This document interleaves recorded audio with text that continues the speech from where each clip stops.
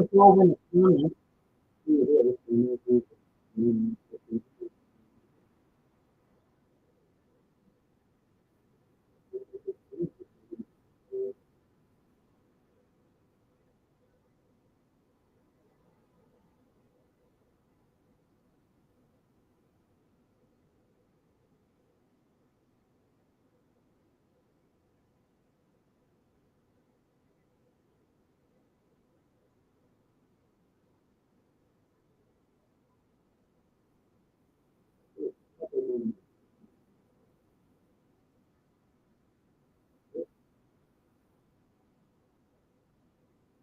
oh, Oh, that is good to know, John. Thank you. My audio is messed up on YouTube. That's weird. Well, when I first went live, it said it wasn't live, so we'll see. Hopefully, oh, it's all muffled. That's really weird. Well, we will see what happens.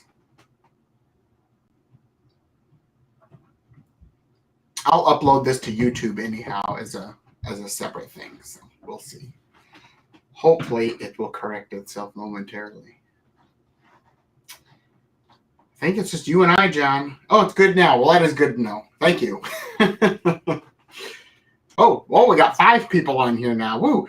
So that went from 0 to 100 real quick. If you guys want to start commenting so I can see who's up here, I just like to know who's up here, so always makes me feel better inside. It's Pamela. I was wondering where you were. So, if I want to farm this fall. Hey, Sharon. Awesome to see you. I will be in touch with you, Pamela. So, anybody else want to comment so I know who's here? Would be awesome. And just so everybody knows, this is streaming to YouTube Live as well as Facebook. And I will have this uploaded. Well, it should stay on my Facebook page as well as I'll upload it probably tomorrow directly to YouTube under Justin Tedford is the name of my YouTube account. So you can find it all there and then you can rewatch these. So I got last week's there as well. Hey, Patty. How are you? I haven't talked to you in a long time. So, you know what? We got about 5 people here, so let's get rolling because I've got a few slides. So, a little more than last week. I apologize for the quality of the photos in my slides because I'm the master of very large file sizes, and I had like a 400 megabyte slideshow. Don't ask me how that happened. And I had to compress it down, and it didn't work as well. So, but yeah, we got 6 people on here now, so that's awesome. So we'll get started here. So hopefully everybody can see my screen. So tonight I want to talk about the photographic process, and you're probably wondering what that means. And for me, the photographic process it's kind of everything you do to take your vision, kind of what's up here in the noggin, put it in your little black box, and put it up on your computer screen. So we will get rolling here. So I wanted to start wow, if I could talk tonight. Start out with a quote. You don't take a photograph, you make it, from Ansel Adams. And I mean, we all know who Ansel Adams is if you're anything into photography. But for me, I think this totally wraps up everything. I think everybody just thinks, you pick up the camera and you look at it, you do this, and you flip some switches, and then you go click, and you have a photo. No, I think there's a difference between a snapshot and a photograph. And I think that's what we do as photographers. So we're supposed to create photographs. And there's so much that goes into creating a photograph versus a snapshot. I mean, a snapshot, I can, take my fancy new iPhone and just say, okay, click. That to me is a snapshot. I'm not really thinking about it. I'm just taking a picture.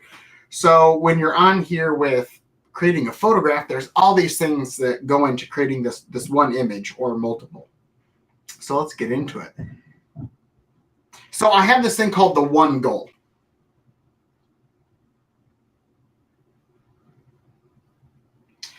Oh, yes, John, I know. My ring light is reflecting in the Kodachrome box. I got to fix that. We'll get to that later. But as I get started here, if you got any questions, throw them in the chat, and then I will pop them up as we go.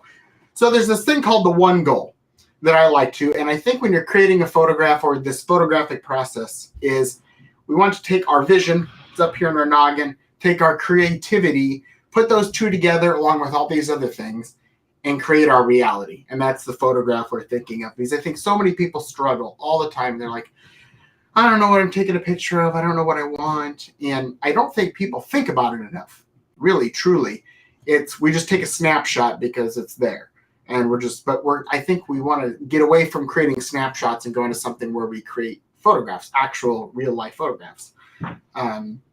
Because to me, there's a big difference between photographs and snapshots. So now we'll get into the photographic process. So what is the photographic process? This is something I came up with. I don't know. Somebody may have it, somebody may not. But this is the process that you go through from imagining a photograph and bringing it to the life with use of the camera. Really, because like I said before, there's so much that goes into a photograph, and when you're taking a photograph versus just making a snapshot, I think a lot of people struggle with that. It's like, how do we get what's up here into the little black box and at least come close to what we want? Because we may not be able to do our entire vision from what's up here to the black box. You know, it may be post-processing and some other things, but we can get it 90% there. So what do we do, you know, to get it to where we need to before post-processing? That's a mouthful. So starting with the process is, you know, I have this idea for an image, but I don't know how to make it a reality. I get that so much from people. It's like, I want the background out of focus, and or they don't say focus, they say blurry, or, you know, everybody's got it, whether you know it technically and how to put it into the black box. Technically, I think people know what they want. They just don't know how to convert this information into the black box. So these are the things you might think about as you're creating an image. Is it filters and composition and angles and ISO and lenses and lighting and aperture and subject and shutter speed and depth of field? And there's so much more, you know, the lens choice, you know, other pieces of gear. Do I need flash, not flash? It really depends on what you're trying to do. And I think this is where so many people get hung up, because all this stuff, plus what I don't even have listed here, is so overwhelming. Because it's like, oh my God, I got to think of this and this and this. And then no one ever completes a complete thought. Like, I think I need I'm on to what should my shutter speed be? They're only complete thought number 1 before they're into thought 2, 3, 4, 5, 6, 7, 8, 9, 10. Ricky says lens choice is huge for me these days. Yes, it is. Because you now have multiple lenses, Ricky.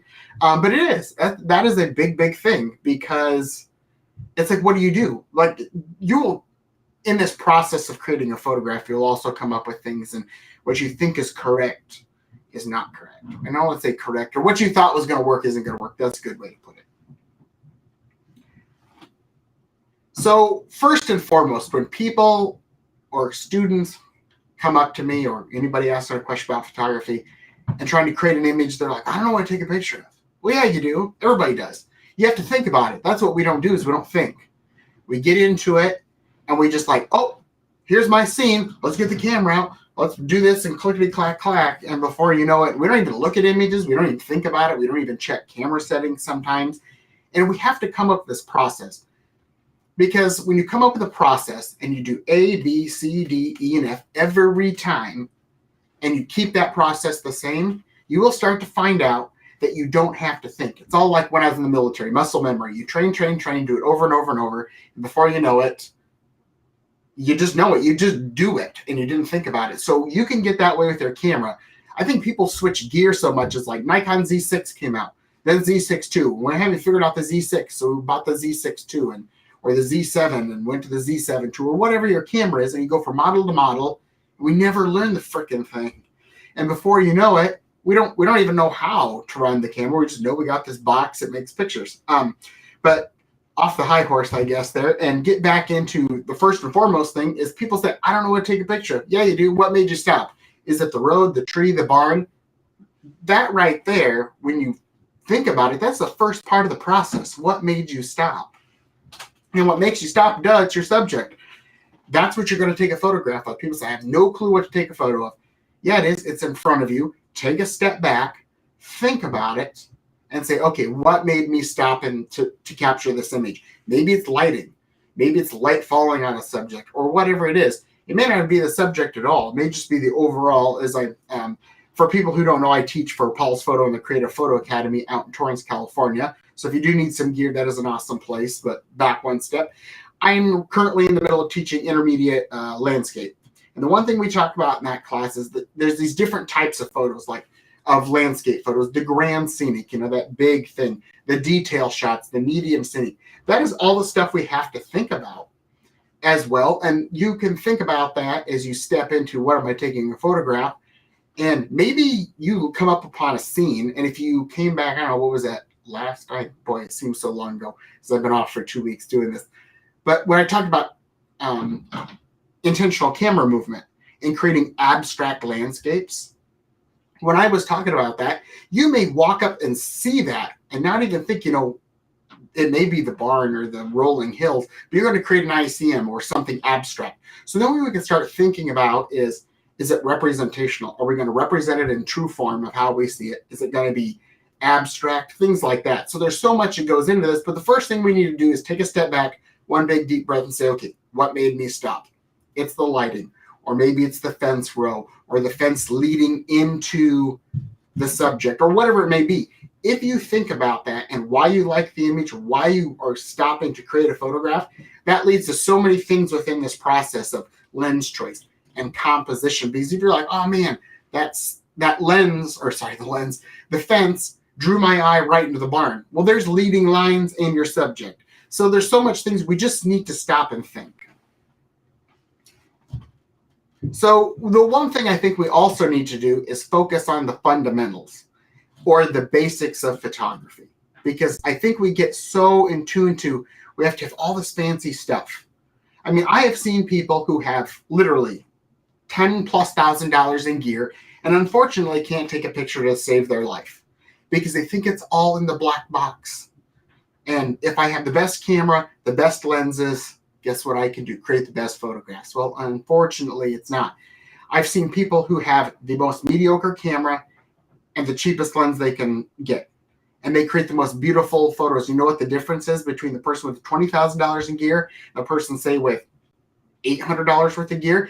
Is they are more in tuned to their gear, how it works, what they can do, what the limits are of their gear, and they're not expecting the camera to produce this image that's just beautiful. So what happens is it's all the fundamentals. It's the basics. And that is the thing. When you have the basics down, everything's so much easier.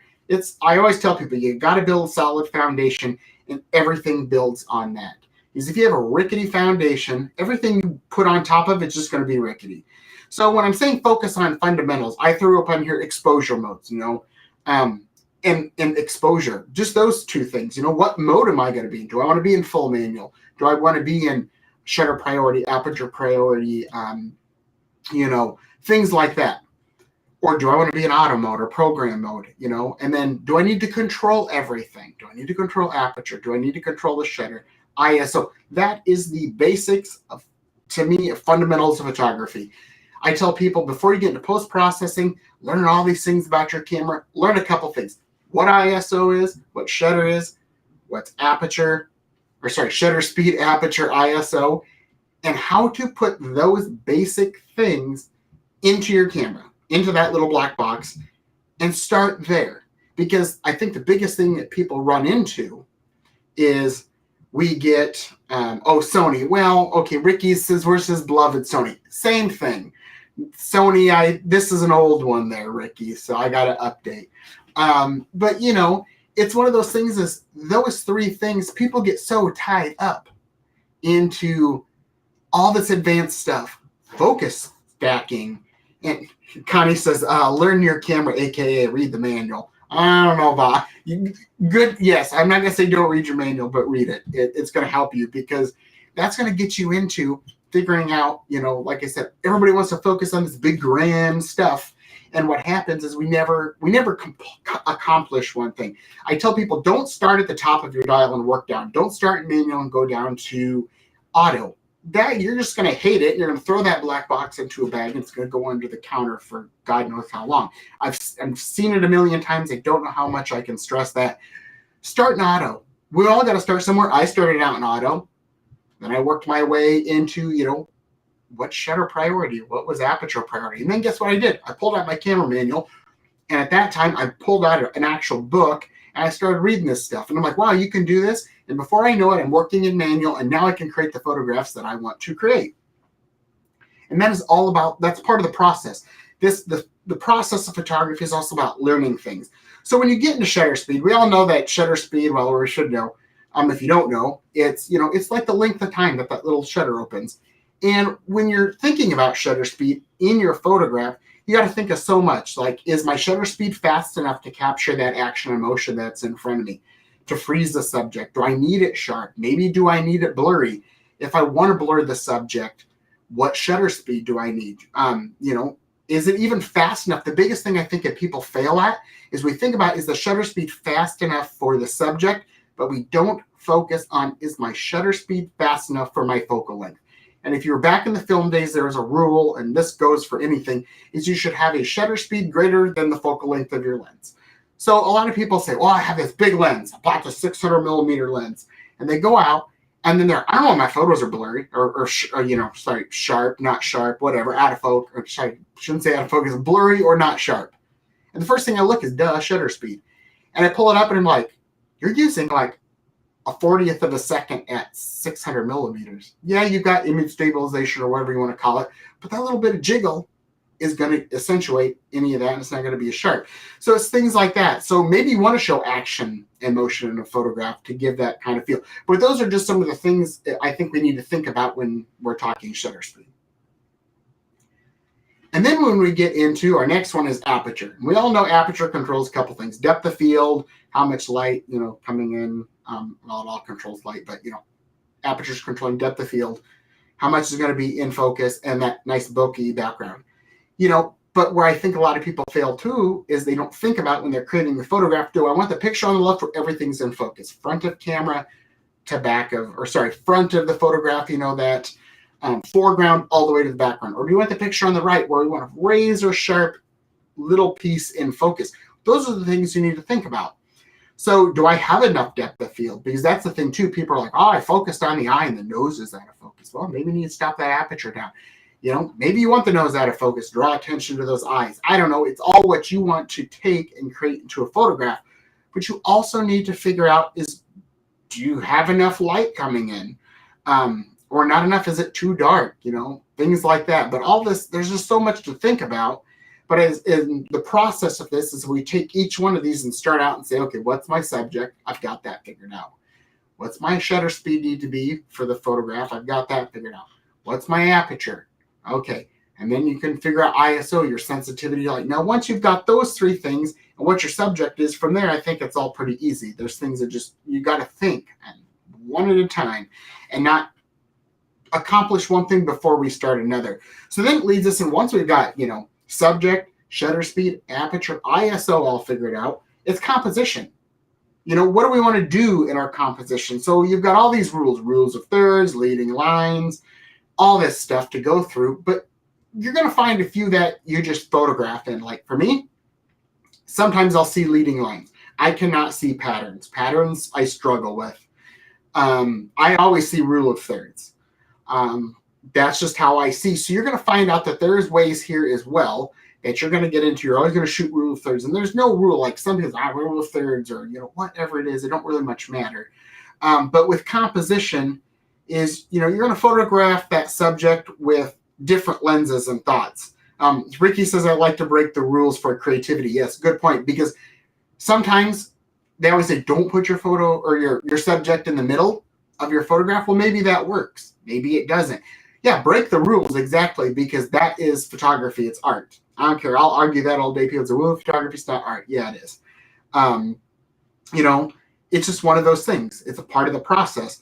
But you need to go in and, are you going to photograph from that high advantage, a low advantage? I think everybody, the problem is I'm 6 foot tall. I still do it. I get to the point where I photograph everything at 6 foot. I forget that I can get on the ground. For some of us, it's harder to get back up off the ground once you're there. But that's what we got that fun little screen for now, or maybe it's holding that camera up high, looking at that screen, taking different angles. It's not part of the process too, is I think people are like, click. Oh, I got it.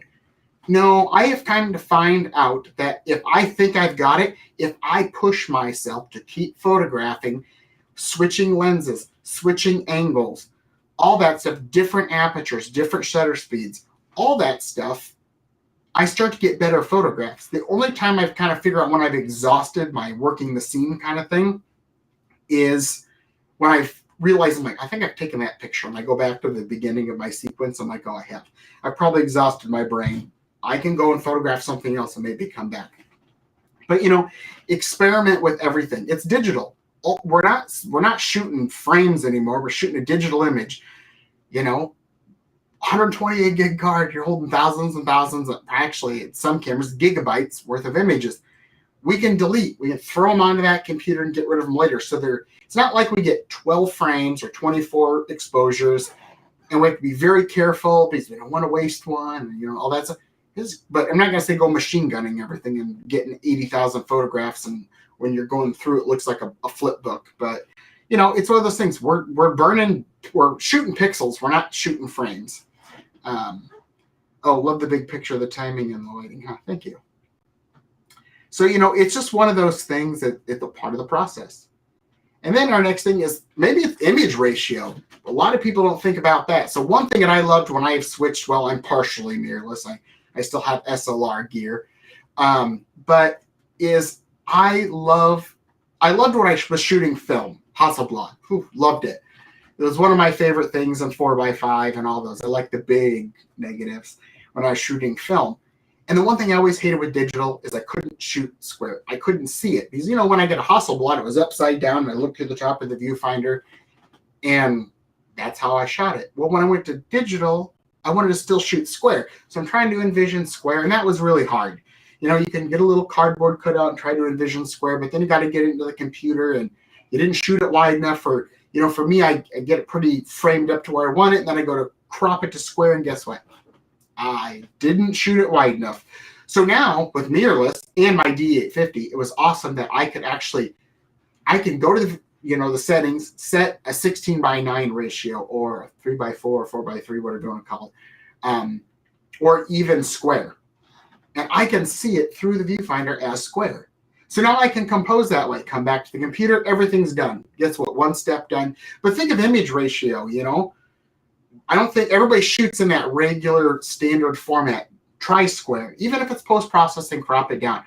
I don't think we see enough, because let's put it this way. When Instagram started, everything was square. Well, now you don't have to be square, but you can still shoot square. I think it's great. If you're looking for it in camera and your camera will do it, it's 1:1. So maybe it's even, this is where the photos get a little wonky, sorry. But this is like, panoramics. If you're a landscape person, I think you should be doing panoramics. I don't do a lot. But people forget about panoramics. Guess what? People forget the camera goes vertical too. We're always shooting horizontally. We can go vertical. So think of it that way. Take a picture when you're working the scene. Do a panoramic. Do a square. Do your standard shot. But go vertical. Now you've got 5 or 6 images you can work with. And you might find out that, panoramic didn't work. Well, then don't shoot it that way. But why? Like I said, we're shooting pixels. We're not shooting frames anymore. So what that does, definitely nothing. It costs nothing to click the shutter these days to create a pixel. All it costs is time. And what happens with that is now we can experiment. Break the rules, as Ricky said. Do whatever we want. It's just one of those things. And just think about it. You can come and get everything kind of working through the frame or the images. You've got 20, 30 images that are different. They're not all the same. You have something to work with. A couple images here. A few more like the barn. The thing I like with panoramics is it gives you that wider view. I don't think we shoot enough of it, so people don't think about it. Perspective. This is a big one. Whether it's perspective of, I talk about this in my landscape class at Paul's, is it a person you can put this big in the frame to show the perspective of how big the mountains are going to be? Or like this one, taking a wide angle lens. We all don't want distortion. God forbid. People are like, oh, distortion. Who like this image here? This wasn't a horrible photo with just a standard lens, but I put on Nikon, I think it was a Nikon 14-24. So I shot it really wide, got really close to my subject, and guess what? It blew the fenders out on that old car, and it's almost like leading lines. It sucks you in and right there, and you got that I love it. It's one of my favorite images, but it's something different. I think in a world where we're literally bombarded with billions of images a year, or feels like a day, between, websites and Instagram and, Facebook, and we follow all these photographers or whatever, we get bombarded and bombarded and bombarded with images.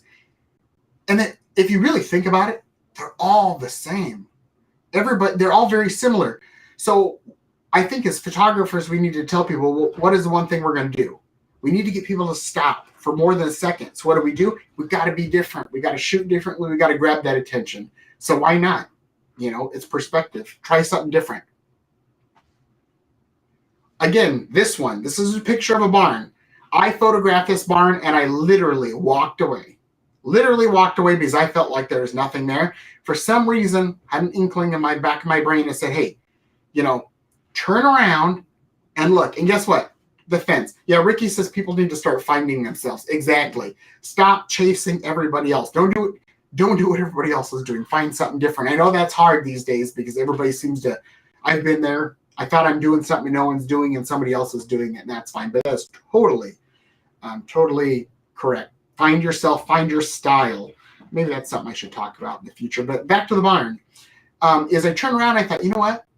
Yes, the barn's the subject, really. But let's look at, we've all seen barn photos, but how many of us have photographed a barn as kind of the secondary subject and put something that is a part of the story, the fence? I think the fence has so much detail. That little piece at the bottom, it's broke and disconnected. It's just telling the story. It's something different. So now once you've thought about perspective and all these settings, and that is, maybe it's gear. So, gear can be just as important in capturing the image you want, but don't get gear syndrome, like you're always buying gear. Buy what you need, what's going to work. I have my go-to that I always leave the house with, 24, depending on at least 24 to 70 to 200, bare minimum, and probably both camera bodies, Nikon D850 and Nikon Z6 II, at minimum. And I usually will leave the house with a polarizer, extra batteries, memory cards. That is my bare minimum kit. Bare. I will not go anywhere without it. I can usually create photographs with that. I'll probably throw the neutral density in there too, because what's another filter?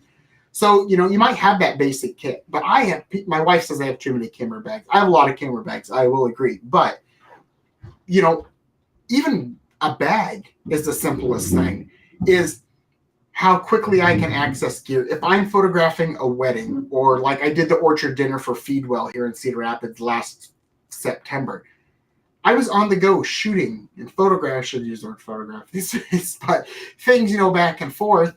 And it was nice to have my belt, my think tank belt system, where I had everything right here in a big pouch, memory cards, extra batteries.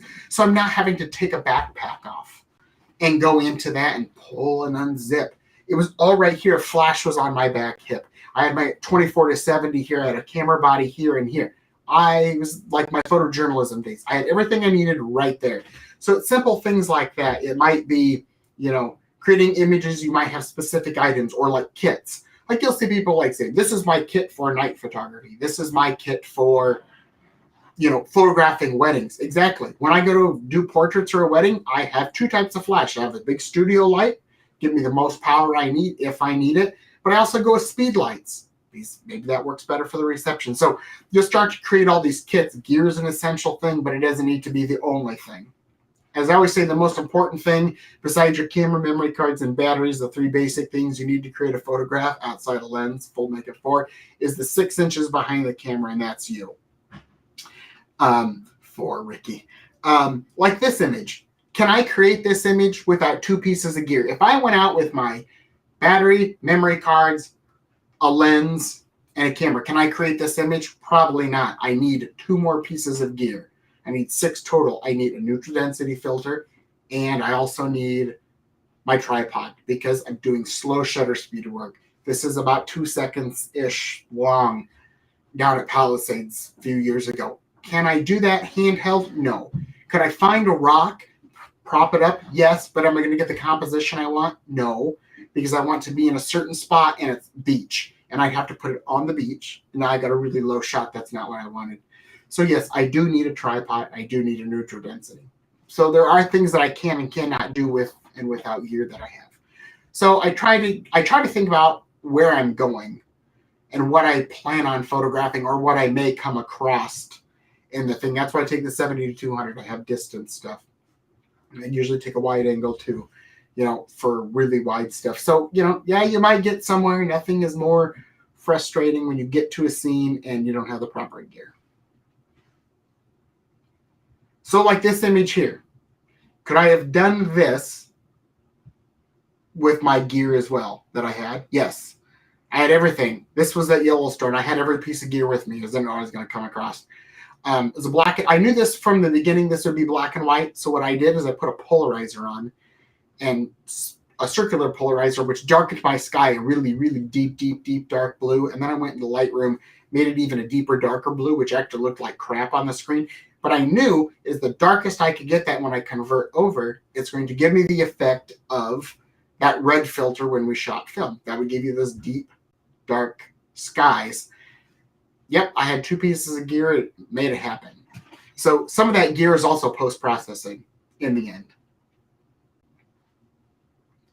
So I think the other thing here is I always tell people I try to find the extraordinary in the ordinary, and I love this quote. It says, the difference between ordinary and extraordinary is that little extra. And literally, I think that's 110, 20, 30, 200% true. Because why you can give 100% on creating photographs, but if you give that extra 10% and go 110%, literally, that is all it is. It's that one little extra piece of gear.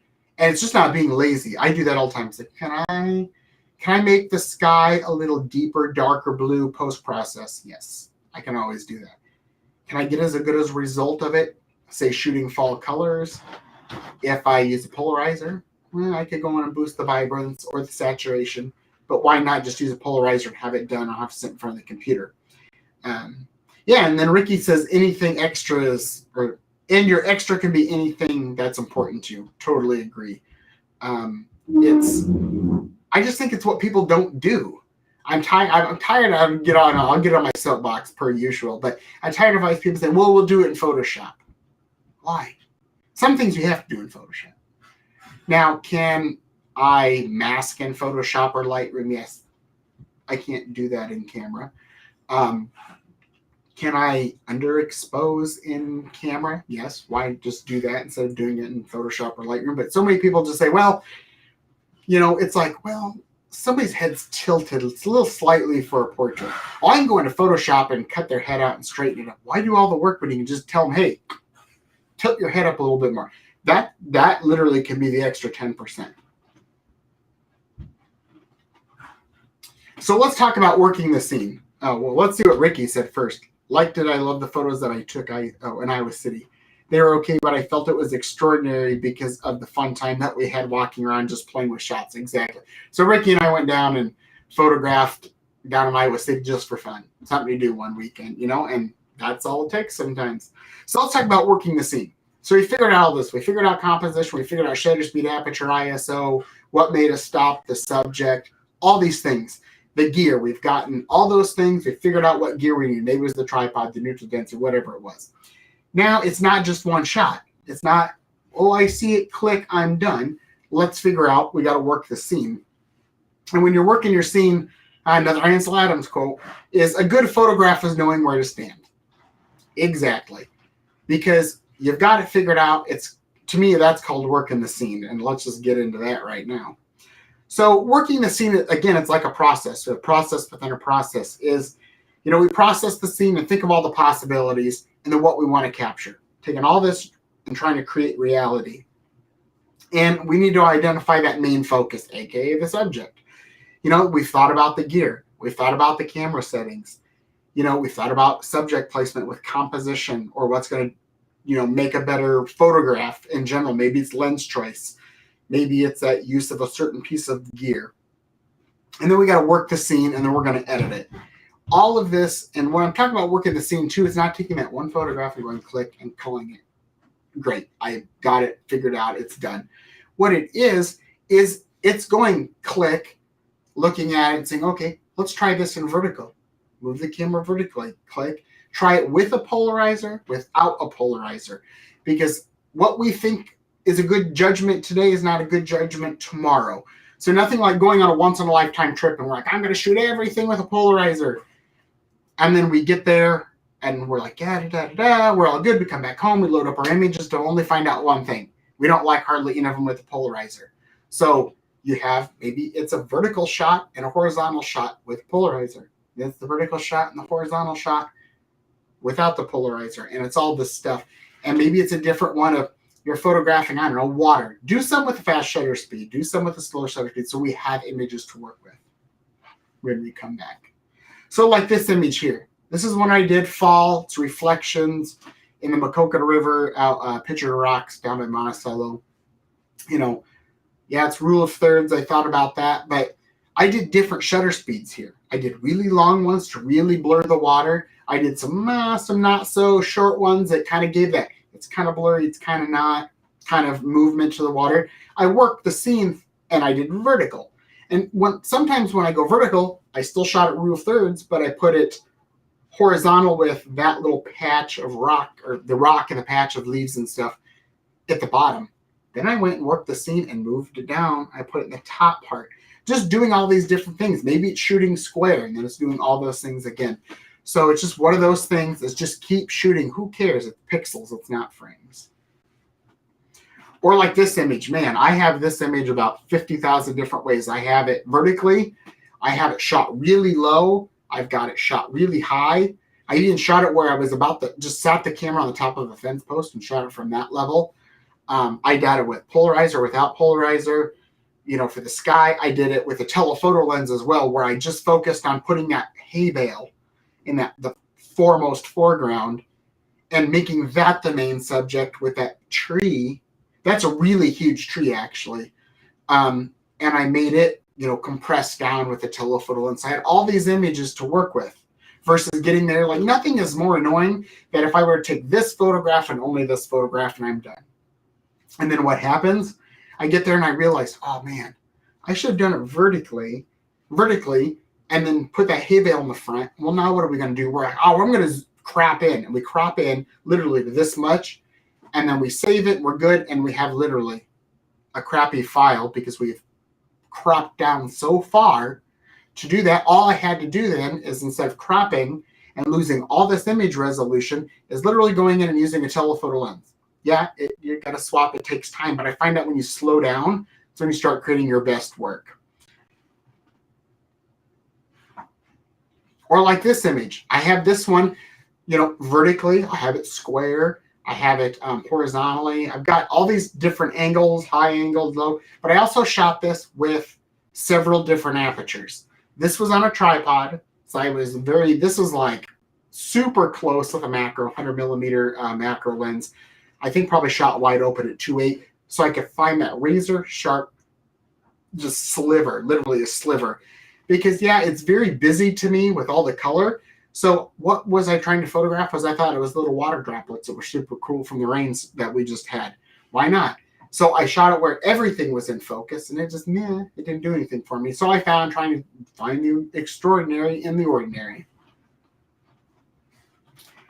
So this was one, like, this is something totally that's out of my realm. Totally not normal. I'm a landscape guy. But, you know, I was down in Amana, and I was going to walk away from this and just not take it. But what I noticed was that one headstone that was really clean, and it was pretty white. And the first thing I thought in my head was, what was if we make this black and white and draw the viewer's attention straight to that headstone? Because it's really bright. And it probably didn't help that I took Chuck Kimberly's presentation probably like 3 months prior to this. And this is what he kind of does. And it's just one of those things that is taking something and practicing it. And that's what I like to do with black and white these days. Or I shouldn't say these days. I always try to do is find something that's going to stand out with contrast and convert it and maybe darken everything up and select just by subject in Lightroom and mask it and bring the exposure up just enough where it's slightly darker background, slightly subjects brighter, and bring your attention right in. So it's just thinking of things like that. Maybe it's black and white. In this process, I knew what I wanted. I really did. So how do I do that? Well, one, let's underexpose the image. Let's create rule of thirds. Let's put it into a square format. And then I went and shot, I think this was shot with probably 24 to 70. And I have it worth lower, higher. I worked the scene, and this is the image I wanted. It even comes down to like this one. This is not a true panoramic. This was an afterthought of a barn. I liked the lighting originally, a little bit of magic and Lightroom, things like that. But it wasn't a true panoramic, but I felt like the panoramic would be too thin. I wanted more of that field. So I cropped it in an oddball way. If somebody calls me up and says, Justin, I want to buy a print of this, well, it's not going to fit any standard print size of the custom print, but guess what? That's how I photographed it. It's even doing things like Ricky said, breaking the rules. Who says it's got to be an exact 4x3 or 8.5 by 11 or 8 by 10, 5 by 7? So could be anything. This one. So this was a photograph that I took the same day as the headstone. 2 different times. So what caught my eye here was light. It's a backlit scene, and I have that little fence that's nice and white, and those shadows. That's what caught my eye. I literally photographed this in a really wide, like 16 by 9 in camera. That's how I saw it, because I like to think of subject was like, oh, it's real long. So I photographed it in 16 by 9. And then I thought, well, I don't like that. So then I went to square, and that's where I fell in love with the square format. And for this scene, I shot it really wide. I shot it really tight. I shot it with just right above cropping that fence and no trees. So it was just that. And it's one of those things. What I thought was the best photograph was the long, kind of not panoramic, but 16 by 9 thought. And then I get there, and guess what? I didn't like it. I like the square one. So again, that's a perfect example of what we think is our best bet today is not what we agree with tomorrow. It might even be what we agree with 6 months later. Like this one, finding the extraordinary in the ordinary. And this is a good tip. Turn frickin' around and look behind you every once in a while. We get so pushy on a trail. This was in Yellowstone. And I think my mom and my kid and everybody's with us. And I turned around, and for some reason, I got this gut feeling. I go with my gut, and it's like, look down a little bit. And I look down, and there's this rock-shaped heart. 1 million people are walking past this rock, and people are looking. So the lady on this side of the rock was looking at me like, what is he photographing? It's a rock. And then she came around, and she's like, oh, it's a heart. Exactly, kind of thing. So it's one of those things is look down, look up, just look around. Just stop looking at 6 feet around.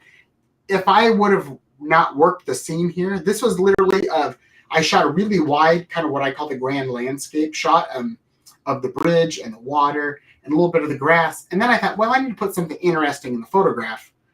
So I wanted something kind of in the foreground, and then I noticed this rock. And then I turn around, and I thought, okay, look at it. Well, it's a heart shape. So again, it's finding something ordinary in the extraordinary. The extraordinary in the ordinary. We'll get wrapping this up. This is a good example too. Something different. This was a working farm show that I helped teach a workshop at a few years ago. And as everybody's out here photographing all this stuff over here, they're looking for me, and I'm sitting on the ground photographing this detail shot. Because inside that medium kind of shot or the grand landscape is the detail shots. And I think we miss that. We're looking at, as landscape photographers or whatever we're photographing, we're hooked on that subject, or we're kind of like, okay, got the shot, I'm working the scene, but we forget to find the details. And to me, this was it. I photographed the other stuff too, but again, it's looking down and realizing that's something completely different. So any questions? We're going to get down a little early, but any questions? Come on. Everybody's got a question. I know it. Anything that I talked about? No questions at all. I'm going to give it a second. So I know there's some questions out there. Don't be afraid. I always say in every class I teach, there's no dumb questions or no stupid questions, because if you're thinking about it, there's like 15 other people thinking about it. So it's just one of those things. Ricky, I do, but mostly ideas. that we will have to talk offline about. Well, there's always ideas. And that's the other thing. I don't name my photographs in theory. But once in a while I will come up with something in my head, like I'll hear a song or whatever, and that makes me think of something to photograph, and then I got to go look for it. So, or it's even sometimes it might be just light or something. There's weird little things that will trigger. I'm starting to use this dumb thing a lot too.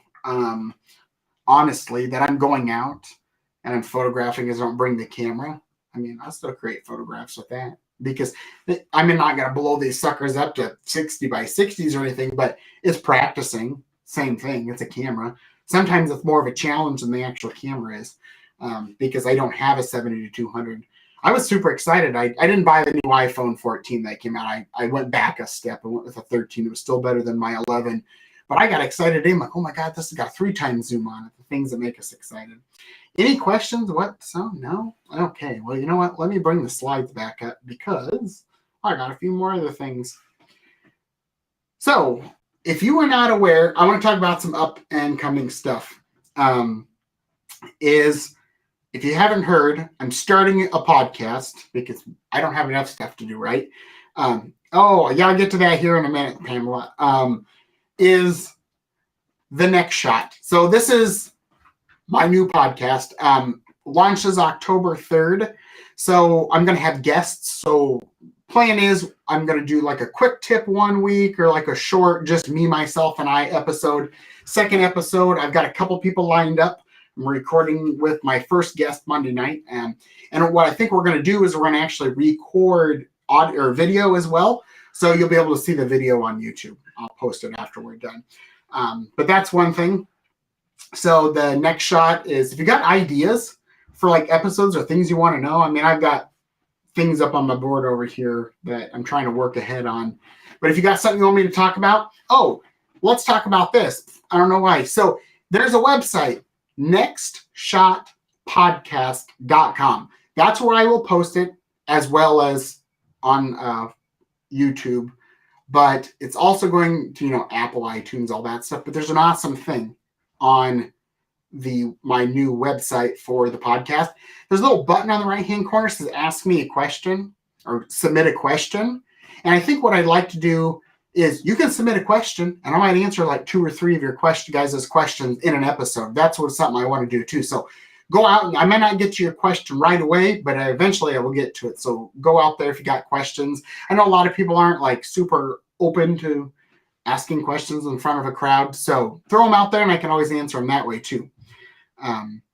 Ricky says he's got some ideas. So one quick other housekeeping thing, as they say, is outside I got everything planned out for the next 4 Saturdays. So next Saturday, we're going to talk about photographing fall colors because why not? It's October, it's fall. I'm thinking about it, so why not do it? Saturday on 10/8, we're going to do 5 essential Lightroom tips. I'm going to try to bring up Lightroom and maybe show you a few of them. If not, I'll at least talk about them.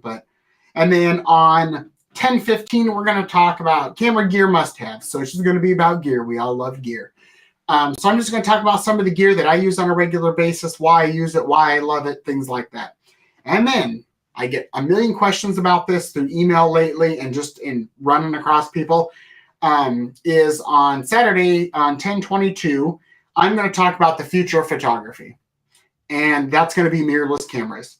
So a lot of people are kicking and screaming. I remember this from the days of me going from film to digital. I thought digital was a waste. It was never going to happen. I was this way with mirrorless too. And I will tell you, we'll just talk about mirrorless, the benefits, the downsides, things like that.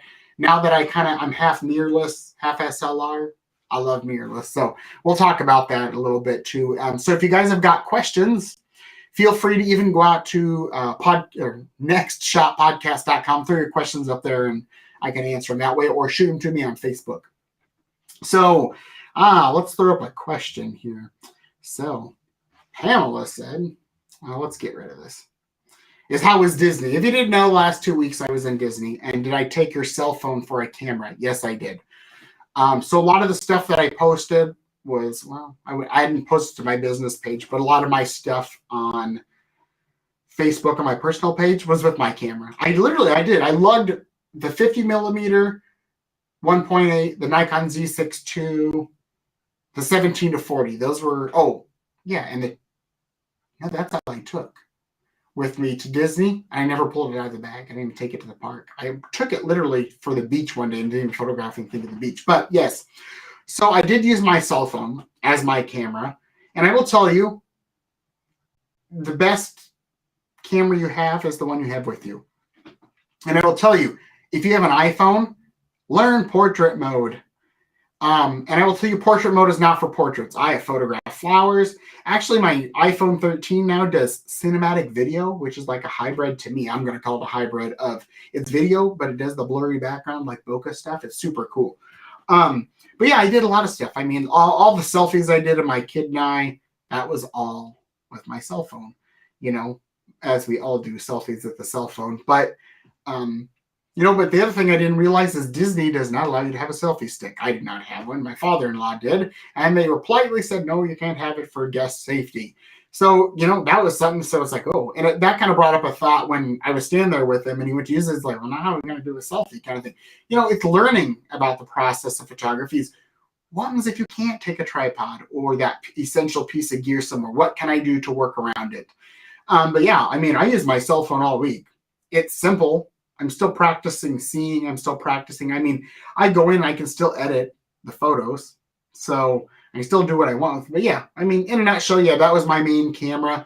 If I'm riding, like we were riding the, what ride was it? I don't remember. Oh, the magic carpet ride, the Aladdin ride. It goes up and down. Do I want to take a $2,000 camera and hold it to do a selfie? Can I? Yes. But what happens if I drop the dumb thing? Yeah, I'd rather drop my cell phone. At that point, it was an old cell phone. It wouldn't have mattered.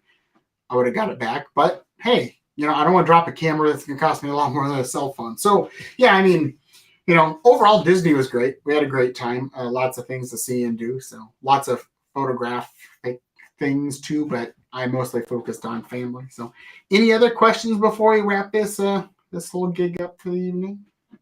Any? No? Oh, come on. Nobody's got anything. Not one. Okay, then. Come on. Just one more. One more question. Somebody throw me a question out there. It didn't have to be about photography, I guess. No? Okay, well, again, thank you for everybody who showed up. I'm going to keep, as I say every week, keep doing these as long as people show up. So if you haven't please go out to my Facebook page and like it, submit it, all that. Oh, my favorite ride. Oh, Haunted Mansion. It's always my favorite ride. It's laid back and it's fun and it's super old and it's amazing what they do with technology of the day. But Haunted Mansion is probably my favorite ride. My least favorite ride was the Slinky Dog roller coaster. I don't like I've never been on a roller coaster. My kid asked me to do it, so I did it. Hated it. Never getting on a roller coaster again. You got to be a special type of person to do those things. But if you haven't liked my Facebook page, go out and like it, please. I hate asking things like that. But I am trying to build some YouTube videos up here. Probably as weather gets a little weirder and colder, I'll probably start doing more of that. So if you haven't gone out to YouTube, go out to YouTube to Justin Tedford. Subscribe. All these will be out there to watch later. Hopefully you start listening to the Next Shot podcast. That would be awesome. After the first episode or two, go out, leave some reviews on iTunes, all that good stuff. But awesome. Well, it was another wonderful night, as I always say. So if you got questions, go out to the nextshotpodcast.com, leave them there, email me, shoot me a message. If you got my phone number, call me, text me, whatever you want to do. So, hey, that is awesome, Patty. Hopefully to see you again. So as always, next for, and if you're not, what do I want to say?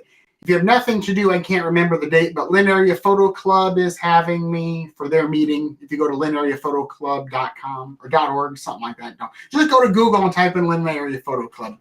I'll be out there following up to a presentation on Flash that I did, but I'm going to kind of go out if you're curious on Flash. So come out and see me there, and we'll talk about Flash. I know everybody loves Flash. So yes, you are welcome, Patty, and hopefully everyone has a great evening. Like I said, shoot me questions, messages if you got them, and awesome.